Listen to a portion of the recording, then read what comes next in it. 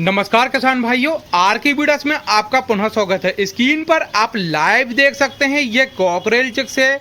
यदि इसके डे की बात करी जाए तो आज इसको चौथा दिन है। चौथे दिन के मैनेजमेंट के रूप में आप देख सकते हैं कि हमने आपको बताया था कि हमने प्लास्टिक की सीट का एक घेरा बनाया है और नीचे पेपर बिछाया है। कम से कम 7 से 10 दिन हमको पेपर में दाना डालना है ताकि बच्चा आसानी से दाने के पास जा सके और आसानी से दाना चुग सके। फीडर के बर्तन में दाना इसीलिए नहीं लगाना क्योंकि बच्चा फीडर के पास पहुंच नहीं पाता और दाना सही से चुग नहीं पाता और फिर वो स्ट्रेस में आ जाएगा। इसीलिए हमेशा नीचे पेपर में दाना डालें और इस बात का विशेष रूप से ध्यान रखें। यदि आप बरूदा भी बिछाते हैं तो भी आपको उसके ऊपर पेपर बिछाना है क्योंकि लकड़ी के बरूदे में बहुत से बैक्टीरियल रहते हैं और पता नहीं किस प्रकार की लकड़ी है और कौन सा उसमें बैक्टीरिया है। फिर बच्चे के अंदर पेट के अंदर बैक्टीरिया चला जाएगा तो वो बीमार पड़ने लगेगा, फिर इन्फेक्शन हो जाएगा और मोर्टेलिटी रेशो गिरने लगा। इसीलिए आप हमेशा ध्यान रखें कि नीचे हमेशा पेपर बिछाएं। और जो नीचे पेपर, जैसे कि आज पेपर बिछा हुआ था, फिर मैंने पेपर के ऊपर पेपर बिछा देना है। पेपर को आपको हटाना नहीं है, हमेशा एक पेपर के ऊपर फिर दूसरा पेपर बिछाते जाएं क्योंकि यदि आप पेपर हटाएंगे तो फिर उसमें भी काफ़ी तकलीफ होती है, फिर बच्चों को इधर से उधर करना पड़ता है। इसीलिए आप देखिए नीचे फ्रेश पेपर बिछा है और फिर जैसे ही कल आएंगे तो फिर दूसरा फ्रेश पेपर बिछा दें।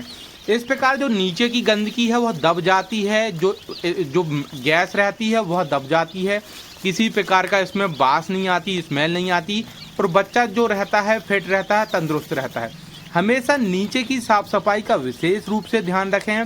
यदि नीचे साफ सफाई आप अच्छे से करते हैं तो आपका बच्चा अच्छा तेज़ी से ग्रोथ लेगा। यदि आप साफ सफाई के ऊपर ध्यान नहीं देते तो बच्चा तेज़ी से ग्रोथ नहीं लेगा। और डिंकर की बात करें तो डिंकर के 2 बर्तन लगाए हुए हैं 150 बच्चों में। और पानी को हमेशा साफ़ सुथरा रखें। मैंने पानी हमेशा बर्तन धो के साफ़ सुथरा पानी रखा है ताकि पानी के अंदर भी किसी प्रकार का बैक्टीरियल इन्फेक्शन ना हो, जर्म्स ना लगे हो, उसमें फफूंद ना लगी हो। और एक चीज़ का विशेष रूप से दूसरी चीज़ का याद रखें, हमेशा जो दाना देना है दाना हमेशा फ्रेश दें। ऐसा दाना ना दें जिसमें फफूंद लगी हो, जिसमें ईस्ट लगी हो। यदि आप फफूंद वाला या ईस्ट वाला दाना देते हैं तो बच्चे में क्या है, इन्फेक्शन हो जाएगा, फिर बच्चा बीमार पड़ने लगेगा और फिर उसकी मोर्टेलिटी रेशो गिरना चालू हो जाएगी।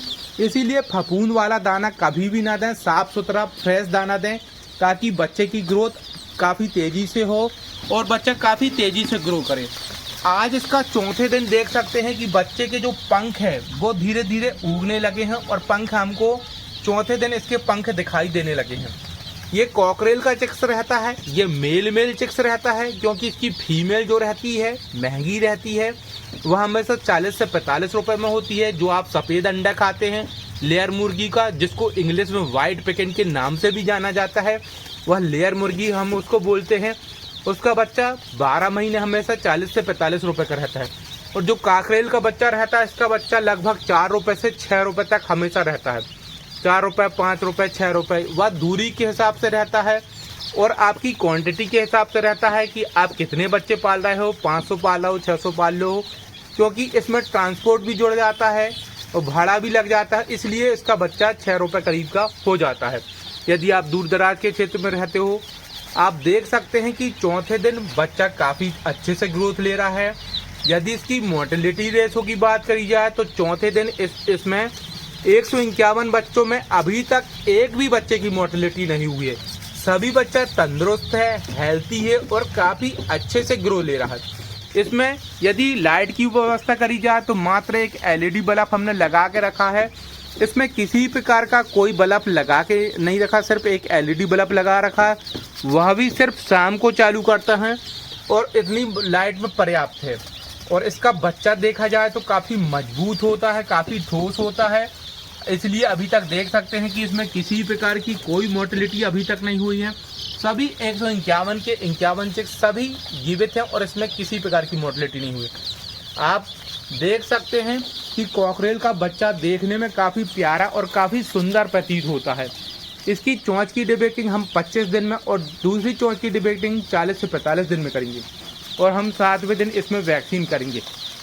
यदि हमारे द्वारा दी गई जानकारी अच्छी लगती है तो आर की ब्रीडर के यूट्यूब चैनल को लाइक करिए, सब्सक्राइब करिए और हमारे वीडियो को शेयर करिए। जय हिंद दोस्तों, नमस्कार।